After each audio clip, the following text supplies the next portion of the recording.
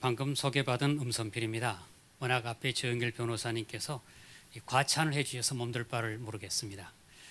일단 오늘 제가 함께 살펴볼 내용은 포괄적 차별금지법에 대한 헌법적 평가라는 내용으로 살펴보겠습니다. 잠깐 기도하고 시작하겠습니다. 이 땅의 주인이신 아버지 하나님, 오늘 이 시간 저희가 차별금지법에 대해서 살펴보고자 합니다. 주님께서 함께해 주셔서 저희로 하여금 지극히 선한 것을 분별하게 해주시고 또 주님을 대적하여 높아진 이 세상의 생각과 또 주장을 저희가 꺾어낼 수 있도록 주님 도와주시길 구합니다. 이 시간 처음부터 끝까지 함께해 주시길 구하고 예수 그리스도의 이름으로 기도드립니다. 아멘. 오늘 제가 쭉 함께 살펴볼 주제는 방금 말씀드린 것처럼 헌법적 관점에서 차별금지법, 특히 포괄적 차별금지법의 내용을 살펴보고자 합니다. 그 내용을 보시게 될 텐데요. 첫째는 뭐가 문제인가를 살펴보고 그 다음에 이른바 정의당 안이라고 불리우는 포괄적 차별금지법이 어떤 내용인가 살펴볼 겁니다. 지금까지 많은 분들이 이에 대해서 설명해 주셨을 겁니다. 그렇지만 다소 좀 중복된 감이 있을지라도 중요한 부분이라 생각하시고 좀 들어주시고 함께 이런 문제의식을 공유해 주시면 감사하겠습니다. 이어서 헌법적 평가를 살펴볼 겁니다. 즉 헌법의 관점에서 이 법이 어떠한 문제가 있는가를 우리가 꼼꼼히 살펴보고자 합니다. 먼저 우리가 살펴볼 내용은 잘 아시다시피 지난 6월 말에 바로 이 정의당 의원을 중심으로 해서 차별금지법이란 이름을 가진 법률안이 국회에 제출이 됐습니다. 그 내용은 대단히 좋은 내용과 취지를 담고 있습니다. 여기 화면에 보신 것처럼 이 제안 이유를 함께 잠깐 보겠습니다.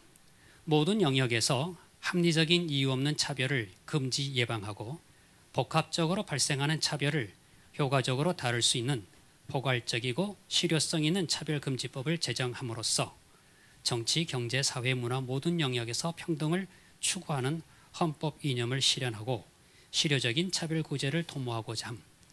아마 지금 우리가 읽었던 문안의 내용에서 별 문제의식을 찾기가 어려울 겁니다. 왜냐하면 다 중요한 내용이고 맞는 말이죠. 합리적인 이유 없이 차별하지 말라.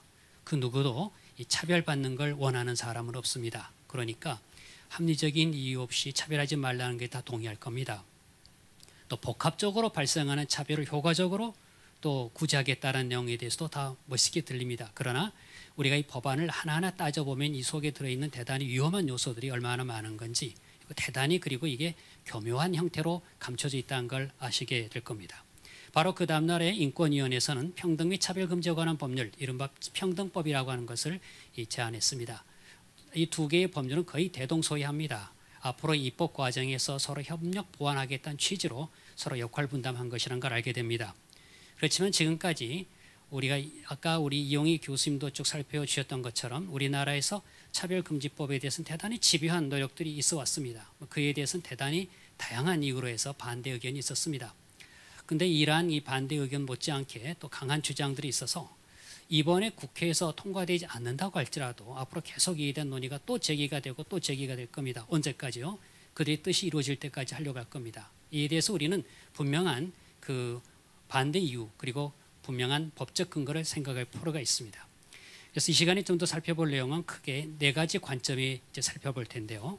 우리는 입법평가라고 합니다. 지금 국회에서 법안이 만들어지고 있는데 이에 대해서 어떠한 평가가 가능한 걸까? 헌법적 관점에서 보면 네 가지 하나의 중요한 검토할 사안이 있습니다. 첫째, 법률은 최상위 규범이자 근거 규범이 되는 헌법이 위반돼서는 안 된다. 우리가 지금 법률을 하나 만들려고 할 때 그 내용도 검토하겠지만 헌법을 정점으로 하는 이 규범 체계에 이게 타당한가를 따져보아야만 합니다. 우리 법 체계에 이러한 내용으로 만들어지고자 할 때 허용될 수 있는 건가를 꼼꼼히 따질 필요가 있는데요. 왜냐하면 법률은 헌법의 명문 규정이나 헌법 원리를 직접 간접적으로 훼손돼서는 안 됩니다. 그래서 헌법심사, 즉 이러한 법률이 위헌인가를 따져볼 필요가 있습니다. 두 번째, 법률은 헌법을 구체화하는 규범이 됩니다. 그래서 헌법과 그 안에 있는 가치를 구체적으로 구현해야 합니다. 이와 관련해서 주목할 것은 헌법에는 다양한 원리와 가치가 있습니다. 때론 상호 충돌될 수 있는 가치도 있다는 건데요. 이럴 때 다른 헌법적 원리와 가치가 침해되지 않도록 이른바 규범적 조화라고 합니다. 이걸 반드시 지켜져야 된다라는 걸 꼭 기억하셔야 됩니다. 세 번째, 기본권을 제한하는 입법을 할 때 꼭 지켜야 할 원칙이 있습니다. 차별금지법은 한쪽으로는 차별을 금지함으로써 평등을 보호한다고 하지만 다른 편으로서는 많은 경우의 권리와 자유를 침해하게 됩니다. 그래서 기본권을 제한할 때는 우리 헌법의 중요한 원칙에 과잉금지 원칙이라는 게 있습니다. 즉 과잉 입법을 금지하는 것이죠. 또 그리고 법치주의 원칙이라는 게 있습니다. 이걸 위배해서는 안 된다는 겁니다. 이걸 위배할 때 우리는 위헌이라고 판단할 수밖에 없습니다. 네 번째, 우리가 헌법에서 어떤 중요한 원리가 있냐면 권력분립 원칙이라는 게 있습니다. 어떤 법률을 통해서 하나의 어떤 기관에 권한을 부여하게 될 때는 이런 권력분립 원칙 위배되지 않도록 설계를 조심스럽게 해야 됩니다. 이걸 무너뜨리게 된다면 우리가 위헌이라고 말하게 되는 거죠. 그렇다면 우리가 살펴볼 하나의 정의당 안, 대부분 많이 알고 있지만 간략하게 보면은 우리가 차별금지법이라고 자주 말할 때는 의미를 좀 명확히 확인할 필요가 있습니다. 형식적인 차별금지법이 있고 실질적 차별금지법이 있습니다. 이번에 국회에 제출된 법률안 이름 자체가 차별금지법입니다. 이렇게 명칭 자체가 차별금지법이라 명칭을 칠 때 형식적인 차별금지법이라 부르고요. 그러나 이런 명칭에 관계없이 그 내용 자체가 차별금지를 담고 있으면 우리가 실질적 차별금지법이라고 부르게 됩니다. 즉 명칭에 관계없이 성별, 종교, 또 사회적 신분 등을 이유로 해서 각 영역의 차별을 금지하고 이걸 위반했다 그럼 일정한 제재를 가하는 이런 내용을 담고 있는 법률을 실질적 차별금지법이라 부르죠. 나중에 살펴보겠지만 우리나라에는 이미 실질적 의미의 차별금지법들이 많이 존재하고 있습니다. 한편 또 개별적 차별금지법과 포괄적 차별금지법이라는 게 있습니다. 개별적 차별금지법은 문자 그대로 성별이나 장애 또는 특정 사유, 어떤 고용 등의 특정 영역에 대해서 이 차별 문제를 다루는 것이죠. 우리나라는 이러한 의미의 개별적 차별금지법이 많이 존재하고 있습니다. 한편 포괄적 차별금지법은 이번에 정의당 안 또 인권위가 제시했던 것처럼 모든 차별 사유, 모든 차별 영역을 포괄적으로 다루고 있습니다. 우선 우리 현행법을 잠깐 보시죠. 우리 현행법 체계 내에서는 이미 주요한 그런 개별 차별금지법이 존재하고 있습니다. 이 화면을 좀 더 자세히 보시게 되면은 첫째 남녀고용평등법이라고 하는 게 있습니다. 여긴 바로 성별, 혼인 등을 이유로 해서 경제 영역에 차별하지 말라는 거죠. 이 법에 따르면 이미 차별 행위를 하게 되면 형사처벌 또 과태료가 부과되는 강력한 제재가 들어 있습니다. 또한 장애인 차별금지법, 장애의 이유로 해서 차별하지 말라는 건데요. 여기는 어떻게 규정되어 있냐면 인권위가 권고를 합니다. 그리고 법무부 장관이 시정명령을 할 수 있습니다. 또 법원이 손해배상을 할 수도 있고요. 더 나아가 악의적 차별 행위에 대해서 형사처벌까지도 할 수 있습니다. 한편 고령자 고용법, 연령으로 차별하지 말라는 것. 여기서는 인권위가 권고를 하고 여기는 고용노동부가 그 장관이 시정명령을 내리게 됩니다. 차별 행위에 대해서는 벌금을 부과하게 되고 보복 행위에 대해서는 형사처벌까지도 따르게 됩니다. 이것만이 아니죠. 또 다른 하나의 법률 내용을 살펴보시게 되면 기간제법이라고 해서 근로 형태에 따라 또 차별하지 말라라고 되어 있습니다. 이외에도 외국인 고용법, 문화다양성법, 형집행법, 교육기본법 등등이 있습니다. 여기 보시게 되면 예컨대 외국인 고용법 같은 경우는 국적으로 차별하지 말라는 건데 고용할 때 여기는 별도로 이 규정을 두질 않았어요. 이때는 어떻게 하는가? 인권위법에 따라서 이럴 때는 구제 절차가 따릅니다. 즉 우리 각각 개별법에서는 그 각각의 구제 절차나 방식과 수준을 다 달리하고 있습니다. 왜 그럴까? 이것이 어떤 의미를 갖고 있는가를 살펴볼 필요가 있는데요. 우리 현행법에 있어서 이러한 각각의 개별적으로 차별금지법은 이렇게 따로따로 두는 그 이유가 있었습니다. 즉 차별 행위의 유형과 그에 따른 어느 정도 제재를 할 것인지 또 제재는 어떤 방식으로 할 것인가는 그것은 평등 원리 부합하다는 거죠. 무슨 뜻이냐면 우리 한국 사회에서 현실적으로 차별 사유에 대해서는 국민적인 그런 민감도가 좀 상이합니다. 예컨대 남녀고용평등법을 보시죠. 여긴 정년이나 퇴직 또는 해고에서는 남녀를 차별한다든지 또 여성 근로자를 차별하게 되면은 5년 이하의 징역 그리고 또 3천만 원 이하의 벌금을 부과합니다. 즉 한국 사회에서는 남녀 차별은 되게 민감한 사유고 특히 이런 고용이라든지 이런 면에서 굉장히 예민한 사유이기 때문에 이럴 때는 아주 강력한 이런 형사처벌이 들어가게 되죠.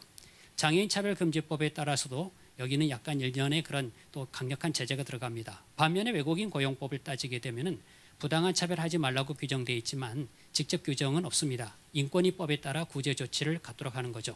이처럼 우리 각각의 개별금지 차별금지법은 그 차별 사유 내용에 따라서 각각 달리 규제하는 것은 그게 다 합리적이라 판단했기 때문입니다. 그런데 이제 정의당 안은 대단히 이례적입니다. 아주 구체적으로 정했는데요.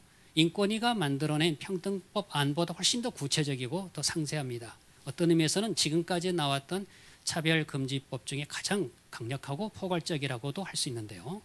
그중에 차별유형의 확대를 보시게 되면은 현재 지금 이 6가지가 들어 있습니다. 이 화면을 잘 보시게 되면은 현행 우리 그 국가인권위법에는 직접 차별과 성희롱은 이미 규정이 되어 있습니다. 그거 외에 좀 굵은 글씨로 표현했던 간접차별이라는 것, 또 괴롭힘, 차별 광고, 또 복합차별이라고 하는 차별 유형들을 확대를 했습니다. 그러니까 현실적으로 발생 가능한 그런 행위라든지 상황 등을 다 망라했습니다. 그러니까 이 속에 해당되지 않는 차별 유형은 없다 해도 과언이 아닐 정도입니다. 자세한 것도 나중에 설명드리도록 하죠. 이러한 이 정의당 안의 내용을 볼 것 같으면은 이러한 차별 사유가 확대가 됐습니다. 현행 국가인권위법이 어떤 의미에서는 일종의 포괄적 차별금지법에 해당이 되고 있는데요. 이것보다 더 강합니다. 현행 인권위법 19개입니다만은 여기다 4개를 더 추가한 23가지를 추가했습니다. 각각 추가한 사유 하나를 따져보면 아주 사연들이 많고 따질 게 많습니다만 시간 관계상 많다는 것만 설명드리겠습니다. 그것만이 아니라 이 23개에다 또 등자를 붙임으로 인하여서 앞으로 더 추가할 것을 미리 밝히고 있습니다.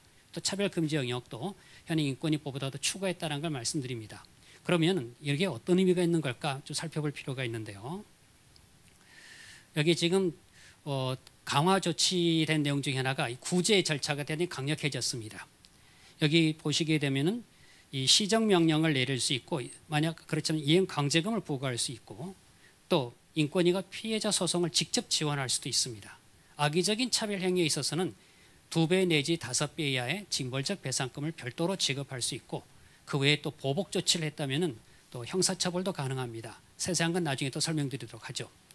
그러면 이처럼 정의당 안이 가지고 있는 의미가 과연 어떤 의미가 있는 건가 함께 보시게 되면 이 그림을 잠깐 좀 자세히 보시겠습니다. 우리 현행 법체 개상으로 따져보게 될 때 지금 이번에 정의당 안이 내세우는 차별금지법은 대단히 강력한 지위를 가지고 있습니다.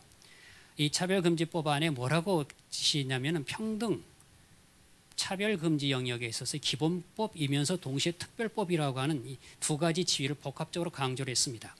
이 그림에서 보시다시피 오른쪽으로 갈수록 차별 사유와 영역이 점점 많아지고요. 위로 올라갈수록 제재가 저 강도가 세집니다. 그래서 예컨대 외국인 고용법에 따르게 되면 개별적인 사유고 제재가 상대적으로 약합니다. 그리고 반면에 장애인 차별법을 보시게 되면 이 장애라는 그 개별 사유지만 제재 정도가 강하죠. 그런데 이제 오른쪽 위로 올라가는 가장 정점에 있는 게 바로 차별금지법, 정의당안 그리고 평등법인데요.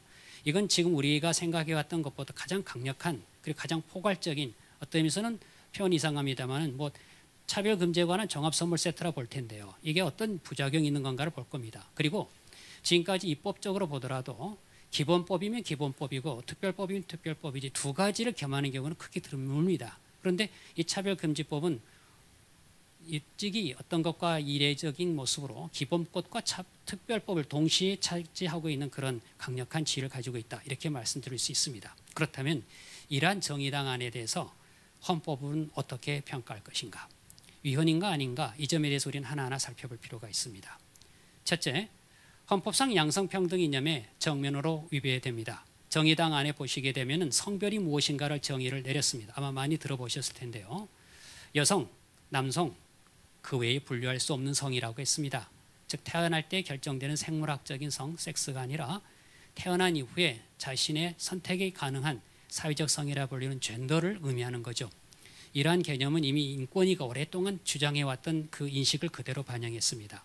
인권위가 처음에 2006년도에 이러한 차별금지법 안을 냈을 때 이 규정이 들어있었던 게 지금 다시 또 강조가 되고 있고요. 현재 인권위는 자기 진정 신청할 때 아예 이렇게 성별 표기에 대해서는 자기가 알아 적으라고 했습니다. 남성, 여성, 트랜스젠더, 트랜스 여성뿐만 아니라 그 외에 다른 성도 쓸 수 있도록 인권이 이미 인정해 왔었습니다. 이걸 그대로 반영하고 있는 거죠. 그것만이 아닙니다. 성별 정체성이라는 개념을 보시게 되면 대단히 확장이 됐습니다. 이 정의당 안에 보게 되면 성별 정체성을 뭐라 그랬냐면 자신의 성별에 대한 인식 또는 표현을 말한다. 인식만이 아니라 표현을 말한다는 거예요. 자신이 인지하는 성과 타인이 인지하는 성이 일치할 수도 있고 불일치할 수 있는 상황 모든 걸 포함하는데 특히 여기서 더 이제 주목할 것은 젠더 표현이라 불리는 표현도 집어넣습니다. 우리가 흔히 말한 예전엔 젠더 정체성, 성별 정체성 그러면 자기 인식 또는 자기 자의식이라고 불렀는데 더 나아가서 확장을 했습니다. 젠더 표현이라고 하는 게 요즘 또 특히 이런 그 젠더주의자들이 강조하고 있는 또 다른 하나의 컨셉인데 이것까지 포함하고 있습니다. 무슨 말이냐면은 젠더 표현이라는 건 신체적인 외관, 예컨대 헤어스타일이라든지 그런 거, 그 다음에 또 말 버릇, 행동 양식 있잖아요. 또 말투 이런 것 또는 이름 이 붙일 때 우리가 흔히 남성 여성의 전형적인 모습들이 있는데 그 자기 마음대로 표현할 수 있다는 거예요. 예를 들어서 제가 지금 남자지만 내가 여자로서의 말투를 하고 한다면 그걸 인정하라 그런 말이에요. 그걸 이상하게 여기지 말고 부담을 받지 말라는 거예요. 인정해줘라 그런 말이에요. 그러다 보니까 어떤 현상이 나타날까? 소위 성전환 수술을 하지 않은 상태에서도 그 젠더 표현도 인정하라는 것이죠. 그러니까 외관상 있고 행동하는 것도 인정해라. 얼마 전에 아시죠? 그 남자가 여장 복장하고 그 여자 목욕탕에 들어가서 문제된 사건. 이게 젠더 표현이니까 이걸 반대하면 안 된다라는 거예요. 차별에 해당된다는 뜻이죠. 그러니까 나중에 나타날 수 있는 현실적인 문제가 지금 우리나라 하급 법원에서 인정이 되고 있죠. 즉 이러한 젠더 전환 수술하지 않은 사람도 즉 남성 성기를 가진 법적 여성이 가능하도록 해라. 이걸 지금 인정할 수 있는 근거로 지금 만들겠다라는 것입니다. 자, 그렇다면 이것이 어떤 문제가 있는 걸까? 우리 헌법을 이제 보게 되면은 이 보시기에 우리 헌법 11조 보시게 되면 우리 헌법에는 소위 평등 조항의 가장 근거 핵심 조항이 11조에 나와 있는데요. 당연히 모든 국민 앞에 법 앞에 평등합니다. 그런데 여기 더 자세한 건 성별 이후에 차별받지 않도록 했습니다. 여기서 말한 성별은 당연히 남성 여성을 말하는 게 우리 헌법의 확고한 해석입니다. 그래서 우리 현행 헌법은 양성평등을 전제로 해서 이걸 구체화하는 규정을 두고 있습니다. 11조 1항 보시게 되면은 이 소위 성별로 차별하지 말라는 건 아시다시피 우리나라 역사적으로 그 여성 차별이 심했기 때문에 그냥 반성으로 우리 남녀 동등하게 대하라는 주장이었습니다.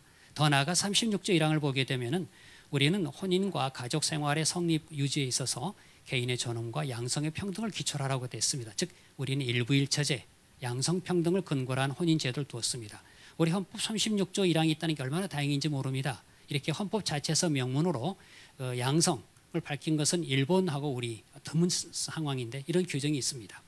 한편 우리 헌법은 그것만이 아니라 바로 양성을 전제로 해서 또 유리한 차별 허용하겠습니다. 즉 우리 헌법 32조에 보면 여성의 근로를 특별히 보호해라. 또 34조를 보면 여성의 복지에 대해서 그 권익을 향상해라 이렇게 조항이 있죠. 즉 우리 헌법은 양성을 전제로 해서 여성에 대한 섬세한 배려를 두고 있는 등 우리 헌법은 남성과 여성을 전제로 이렇게 규정을 두고 있습니다. 그것만이 아니라 우리 헌법 외에도 많은 법률이 이렇게 규정을 하고 있습니다. 그런데 이러한 바로 지금 정의당 안으로 들어가게 되면은 복수의 성을 인정하게 되니까 양성평등이라고 하는 것은 오히려 문제가 되는 겁니다. 헌법의 이 규정, 즉 평등 규범 체계를 근본적으로 거부하게 되는데요. 가장 황당한 게 양성평등기본법이라는 게 있습니다. 이건 양성평등 이념을 구현하겠다 해서 만들어진 게 양성평등기본법인데 그 법률의 약 절반 가까이가 양성평등이라는 규정이 나옵니다. 그런데 만약 지금 차별금지법이 제정이 되면 이 양성평등기본법은 정면으로 충돌하게 됩니다. 만약 이 아까 말씀드린 것처럼 차별금지법이 기본법이 되면은 거기에 준해서 다른 법률을 바꿔야 합니다. 그럼 양성평등기본법은 절반 가까이가 바뀔 수밖에 없는 상황이 됩니다. 즉 우리 현행 법 체계를 근간을 흔든다는 것이죠. 다시 말해서 제3의 젠더뿐만이 들어오게 되니까 우리가 말한 남성 여성의 젠더 이분법은 부정하게 될 것이다. 그래서 아까 말씀드린 것처럼 성전환 수술하지 않은 상태에서의 그런 그 모습이 나타날 우리가 허용할 것인가? 이건 나중에 우리 보다시피 뭐 우리 여러 가지 형사 그런 제도 그다음에 군 제도 모든 문제에서 문제가 될 것이 뻔합니다. 자, 이러한 문제점에 대해서 우리가 지적할 수 있었고요. 또 하나 이제 우리가 보시게 되면은 평등 이념의 과도한 적용으로 자유권을 침해한다라고 하는 것이 우리는 지적하지 않을 수 없습니다. 우리 차별금지법은 자체적인 논리가 있습니다. 다소 좀 어렵게 들리고 생소하겠지만 사적인 영역에 대해서 평등 원칙이라고 하는 국가와 국민의 관계를 직접 적용하는 대단히 부당한 결과가 발생합니다. 역사적으로 평등하게 대하라, 평등 원칙, 즉 법 앞에 평등하다라는 것은 국가와 국민의 관계였습니다. 즉 국가가 국민에 대해서 어떤 의무를 부과하거나 권리를 부여할 때 동등하게 대하라는 취지였죠. 한편 국민들 간의 사인 간의 관계라 부르는데요. 국민 간의 관계는 서로 평등하다는 전제가 있기 때문에 계약 자유의 원칙, 또는 사적 자치의 원칙으로 뒀어요. 그러니까 내가 누구하고 계약을 할지 말지, 언제 할지, 어떻게 할지, 어떤 내용으로 그건 알아서 하는 거예요. 그래서 다시 말해서 내가 고용을 할 때 어떤 사람을 고용할지, 또 어떤 조건으로 할지 그건 내가 알아서 할 수 있다.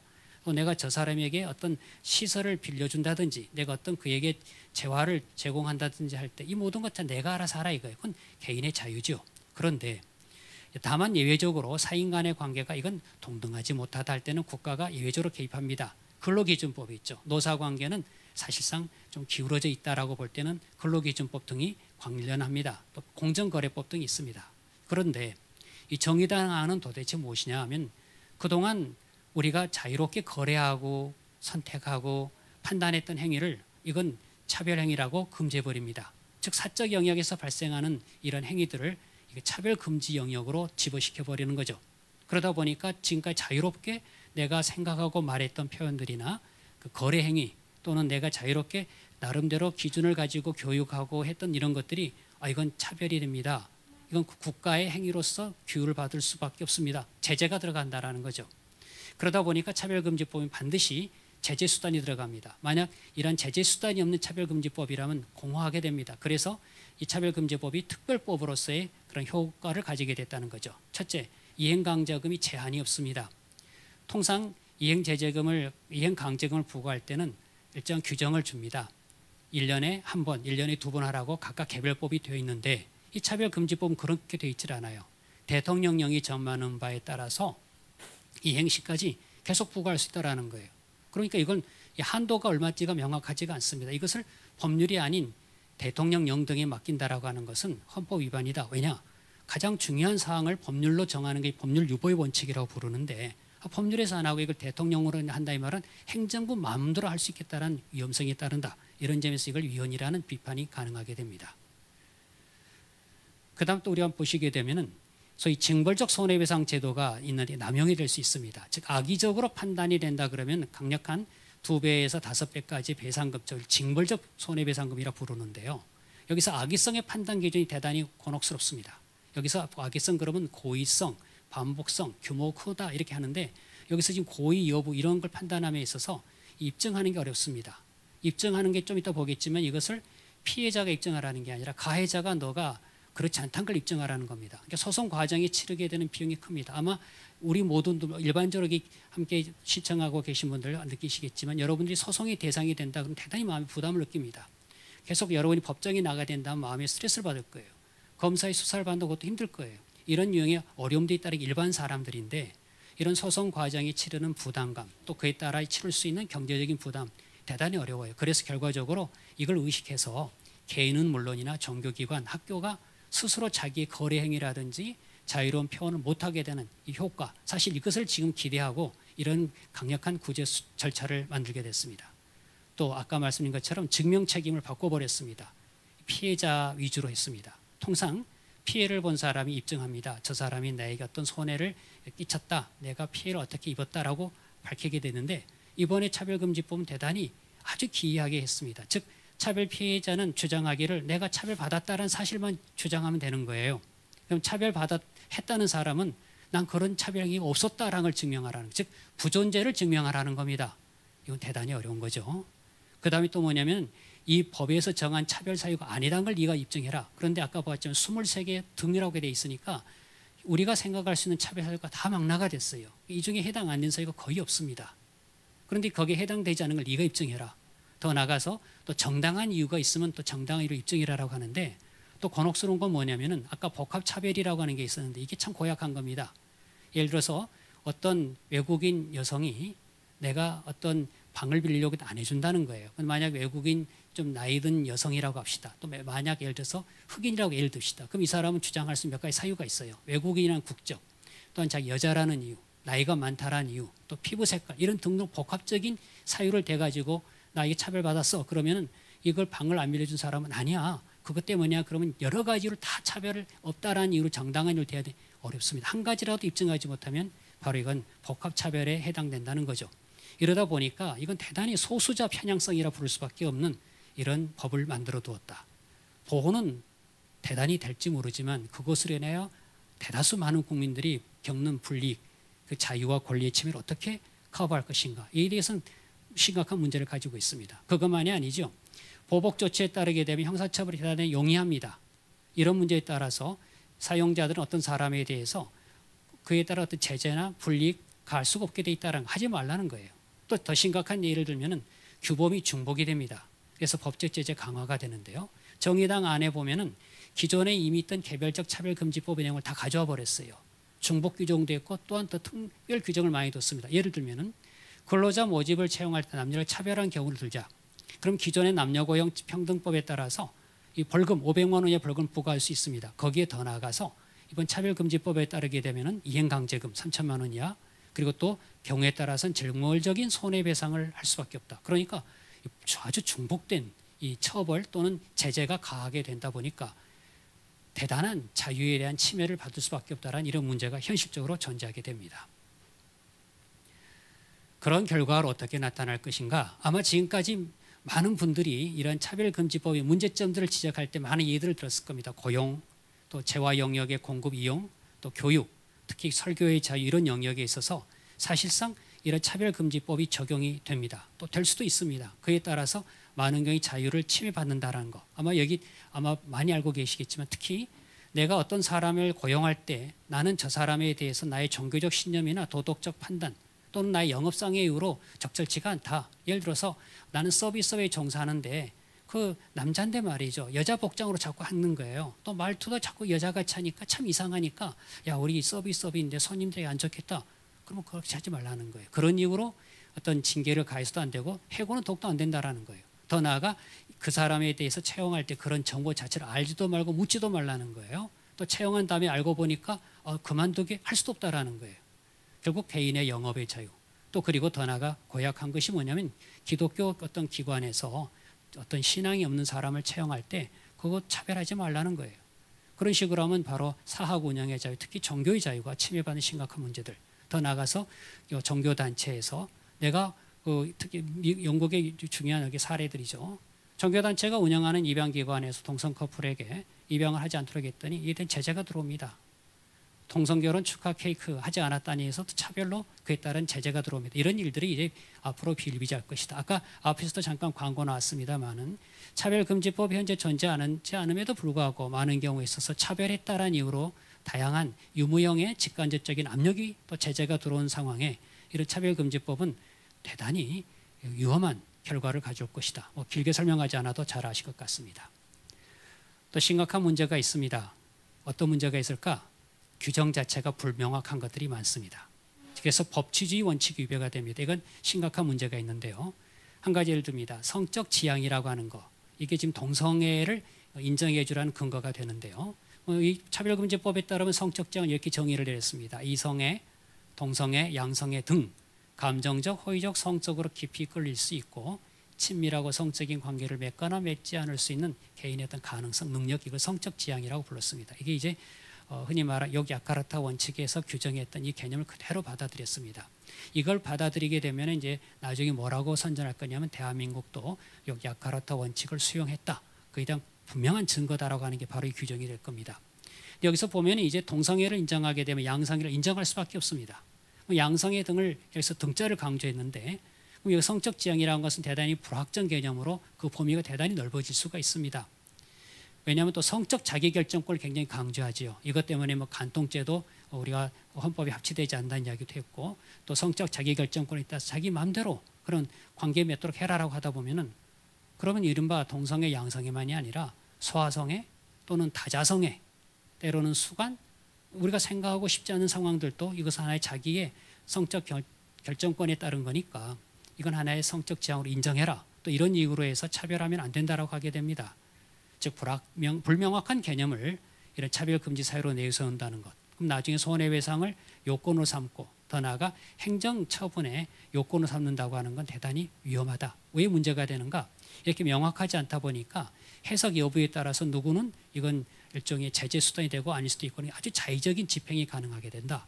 그래서 이런 법치주의 원칙에서 굉장히 강력하게 반대합니다. 즉 명확성 원칙이라고 하는 게 있는데요. 즉 다시 말해서 처벌하거나 또는 불이익을 가할 때 그 규정 자체가 명확하지 않으면 이건 헌법 위반이라고 부릅니다. 명확성 원칙에 위배된다라는 문제를 가지고 있습니다. 그것만이 아니죠. 괴롭힘이라는 용어 자체도 대단히 고약한 개념 중에 하나입니다. 성별 등을 이유로 해서 적대적 모욕적 환경을 조성한다. 특히 정신적 고통을 가미한다. 그러면 이건 인간 존엄성 침해니까 괴롭힘이라고 부르죠. 근데 문제는 괴롭힘의 성립 여부가 대단히 좀 주관적인 영향을 받을 수 있다는 거예요. 즉 피해자라 주장하는 사람들이 내가 정신적으로 스트레스를 받았다, 고통이다 라고 말하면 달리 아니라고 말할 수가 없게 됩니다. 즉 정신적 고통의 이 존재 여부가 바로 피해의 핵심이 되다 보니까 결국 행위 범위가 대단히 넓어질 수밖에 없다는 문제가 있게 됩니다. 아까도 말씀드렸지만 바로 이러한 이 차별금지법은 소수자 편향성의 문제를 가지고 있습니다. 또 나아가서 이제 차별 광고가 대단히 포괄적입니다. 이 차별금지법 정의당 안에 보게 되면 차별 광고 또 차별 표현이라 부를 수 있는데요. 합리적인 이유가 없이 성별 등을 이유로 주로 문제가 되는 게 동성애자나 그런 내용이죠. 특정 개인이나 집단에 대해서 분리, 구별, 제한, 배제, 거부 등 불리한 대우를 표시하거나 조장하는 이 광고 행위를 바로 이 차별 광고라고 보게 되는데 이 부분에 대해서는 대단히 위험합니다. 이게 바로 전형적으로 표현의 자유를 제약하는 핵심적인 문제가 된다는 거죠. 특히 여기서 광고의 그 매체나 방법에 대해서 아무런 제한이 없습니다. 따라서 불리한 내용의 표시 또 저장을 담는 모든 표현이 사실상 차별 광고 행위로 취급될 수 있다는 문제가 있죠. 종교단체뿐만 아니라 일반적인 모임에서 동성애에 대해서 비판, 또 다른 종교에 대해서 비판하는 것.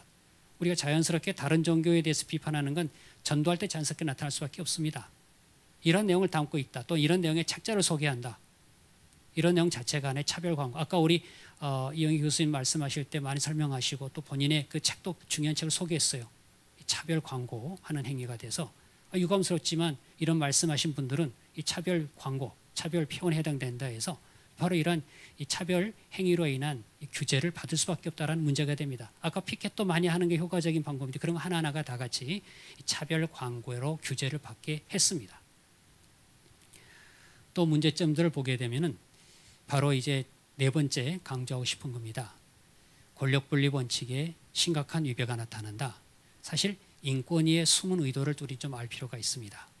인권위는 인권보장기구로 내세웠는데 이 차별금지법의 내용을 하나하나 보면 인권위를 바로 국가 최고기구, 즉 인권보장에 있어서 최고기구로 설정해 두었습니다. 왜 그러니까 하나하나 보시죠. 차별시정기본계획을 수립하게 합니다. 5년 단위로. 그럴 때 이것을 어떻게 하는가? 인권위가 제출하는 권고안을 존중하도록 의무 규정을 넣었어요. 그러니까 정부는 인권위의 권고안을 존중하라 그랬습니다. 그뿐만이 아니라 매년 연도별로 세부 시행 계획을 또 만듭니다. 그건 이제 결국 지방자치단체장, 중앙행정기관장, 시도교육감, 교육 담당하는 시도교육감 포함해서 이런 세부 시행 계획을 만들게 했습니다. 그런데 인권위가 바로 그러한 세부 시행 계획 이행 결과를 제출하게 합니다. 그 내놓으라는 거예요. 즉 모니터링 하겠다는 거죠. 그것만이 아니라 또 국가지자체는 차별금지법에 반하는 기존의 법령, 즉 법률이나 명령, 또 자치단체의 규칙, 조례, 또 각종 제도나 정책이 이 법에 맞도록 시정해라. 그럴 때 인권위 의견을 들어라 그런 말이에요. 무슨 말인가? 즉 다시 말해서 인권위가 세운 계획에 따라서 5년마다 그리고 또 매년 그리고 결과를 또 제출해라. 그에 따라서 모니터링하겠다. 또 그렇지 않으면 결과 공표를 또 인권위가 합니다. 즉 언론 같은 데 보도할 수 있다는 거예요. 그러니까 예컨대 어떤 암흑의 장관, 어떤 암흑의 시도가 이런 식으로 해서 안 하고 있다라고 언론이 떠들게 되면은 부담을 느끼게 됩니다. 공무원들과 또 특히 선거를 의식한 사람들. 이렇게 하다 보니까 인권위가 다양한 방법으로 압력을 가하게 되는 거죠. 이런 모습은 이제 국가기관만이 아니라 다양한 공공기관, 그다음에 학교, 특히 대학에 영향을 주고 있습니다. 더 나아가서 인권위는 이러한 방식으로만 아니라 또 아까 이야기했던 다양한 권한을 통하여서 인권위가 강한 힘을 가지게 됐습니다. 무슨 말이냐면은 차별금지법에 규정된 모든 차별행위는 인권이 진정 대상이 되도록 규정을 했습니다. 그러다 보니까 이 바로 차별금지법의 규정이 대단히 많이 있어요. 다른 개별적 차별금지법에 있는 내용도 다 가지고 들어왔어요. 더욱 나아가 관련된 특별규정까지 두었어요. 왜요? 인권의 권한이 확대가 되는 거죠. 그러니까 결과적으로 기존의 개별적 차별금지법에서 했던 것을 다 가지고 옵니다. 그러니까 특히 시정명령 문제가 되는데 기존의 법무부 장관 또는 고용노동부 장관 또는 노동위원회가 시정명령권을 가지고 있었는데 이제는 인권위가 하겠다는 겁니다. 그러다 보니까 이번에 법사위 그 전문위원 검토 보고서에 보더라도 각 부처가 반발했습니다. 니네가 왜 다 가져가는 거냐 말이지. 그래서 다른 부서에서 자기들의 권한에 해당된 것을 인권에 가져가는 걸 문제 제기한 바가 있습니다. 바로 이런 것과 같습니다. 그것만이 아니라 소송 제기 전에 이 법원은 신청을 받아서 차별행위 중지해라, 또 원상회복해라, 또 차별 시정해라 등의 내용을 임시조치를 법원은 내릴 수가 있어요. 그런데 인권위는 똑같은 내용으로 또 인권위도 할 수 있다는 거예요. 그러니까 도대체 인권위 너네는 뭐길래 국회가 법원이 할 수 있는 것도 너네가 하는 거고 다른 행정부서가 하는 걸 너네가 하겠다는 거냐라는 이런 비판을 받을 수밖에 없습니다. 평가를 해보죠. 인권위법과 다른 개별적 차별금지법이 있음에도 불구하고 이러한 차별금지법으로 인권위가 인권 보호를 하겠다고 하는 그 도대체 근거가 뭘까? 그만큼 인권위가 착하고 열심히 있고 충성스러워서인가? 그게 아니라는 거죠. 다른 기관들이 행하였던 기능을 인권위가 모두 가져가라는 것은 뭘까? 이건 기관 이기주의다라고 우리가 볼 수밖에 없습니다. 그래서 현실적으로 보면 이 권한 이 분배에 관해서 인권위에게 집중이 됩니다. 즉 인권위가 계획을 하죠. 또 인권위가 때로는 집행을 하죠. 인권위가 또 판단을 한다는 거죠. 또 심각한 문제가 어떤 행위가 평등권을 침해하는 차별행위인지 판단 기준이 애매할 때가 많아요. 그걸 결국 인권위가 판단하게 된다는 거죠. 물론 나중에 법원에서 하지만 법원은 몇 달이 걸릴 수 있는 또 때로는 해가 넘어갈 수 있는 그 재판 절차가 있지만 인권위 그렇지가 않아요. 바로 이러한 인권위가 판단하면 그것이 하나의 기준이 된다라는 것. 즉 인권위의 이런 판단 권한으로 인하여서 당연히 인권위는 인권에 관한 최고의 판단권자가 된다는 것. 그러면 인권위가 인권경찰, 나아가 인권사법기관에 준하는 역할을 담당한다는 것이 아닌가. 자, 이제 마무리를 해보겠습니다. 이런 식으로 해서 이제 인권위가 이런 차별금지법으로 어떤 입장에 서 있게 될 것인가. 우리가 차별금지법의 입법 목표는 모두에게 차별이 전혀 없는 평등한 사회, 이걸 꿈꾼다고 말했습니다. 그러나 이러한 표면적인 의도와는 달리 잘 생각해 보면 성소수자라 불리우는 자들의 법적 지위를 강화하기 위한 게 아닌가. 또 숨은 속셈을 보면은 기본법 이상의 특별법의 지위를 차지하려는 그 인권위가 결국 인권사법기관으로서의 위상을 가지려는 게 아닌가라는 의구심을 갖습니다. 사실 한 2년 전쯤에 헌법 개정 논란이 심했을 때 인권위는 자신을 헌법상 기구로 만들려고 대단히 노력을 했었습니다. 그러나 그런 것은 좌절이 됐었죠. 지금 이런 식으로 해서 이런 법률, 즉 차별금지법이란 법률로 인하여서 이거 지금 그러한 인권위의 권한을 강화하려는 속셈이 아니냐라고 하는 비판이 가능합니다. 그렇다면 바로 이러한 차별금지법은 인권위를 위한 평등법이 아닌가. 그래서 이제 결론적인 제언을 하자면 만약 한국 사회에서 적실성 있는 평등원칙을 구현하려면 당연히 해야 되겠죠. 현재 있는 개별적 차별금지법을 보완하거나 부족하면 새로 만들어라 라고 하라는 겁니다. 즉 포괄적 차별금지법이라는 이름 속에 성적 지향이나 성별 정체성을 조용히 살짝 집어넣으려는 행동하지 말고 차라리 공개적으로 활동해라. 그리고 아까 말씀드린 것처럼 서로 다른 각각의 차별 현장에서 문제가 되는 그런 것들은 그때그때 거기에 맞는 적절한 구제 절차를 만든 게 필요하다. 즉 상이한 차별금지 사유를 모두 동등하게 취급한다는 것. 결과적으로 특정한 차별금지 사유를 과도하게 보호하는 역차별을 가져올 것이다. 이것은 결과적으로 모든 국민의 또 많은 국민에게 결국 역차별과 그다음 그들의 자유와 권리를 침해하는 결과를 가져올 것입니다. 그래서 결국 누구를 위해서 차별금지법을 그렇게 집요하게 매달리려고 하는 건가? 이 점에 대해서는 인권위가 솔직하게 답하라라고 말씀드리겠습니다.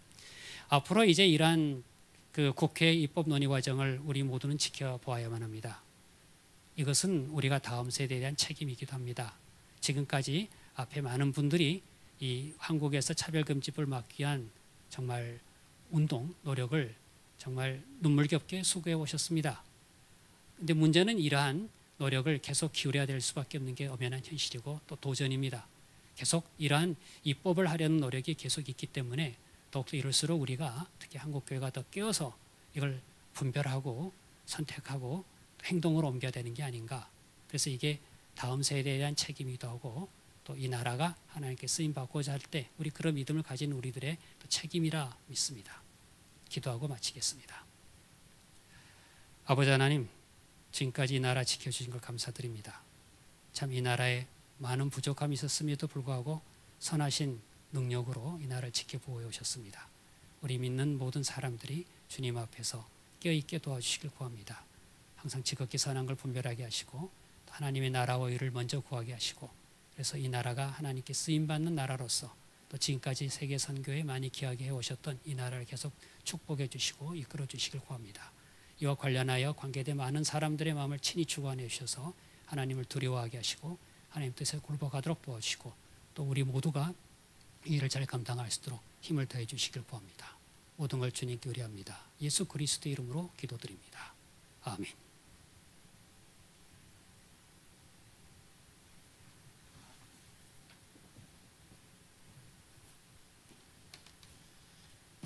네, 우리 음선필 교수님 그 헌법적 관점에서 차별금지법의 문제점을 아주 자세히 정확하게 예리하게 잘 설명.